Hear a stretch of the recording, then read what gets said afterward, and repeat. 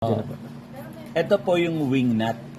Ito po yung wing nut. Kapag po na-adjust to o lumawag ito, ang nagiging epekto, hindi po parang hindi gaanong namimil, no? Kahit mataas na yung level dito, pero hindi pa rin siya masyadong namimil na papaputi.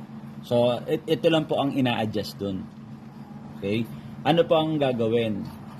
Una po, siguraduhin na ilagay ito sa number 4. So kung yan ang 0, dapat po yan ang pinakamaluwag. Di po ba? Pag 0, maluwag ang pinto.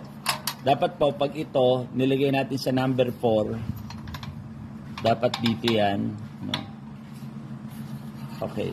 Dapat po ito, hindi na mabubuksan. No?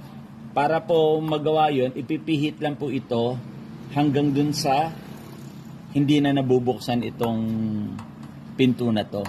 Ganun lang po ang pag-adjust nun. Salamat po.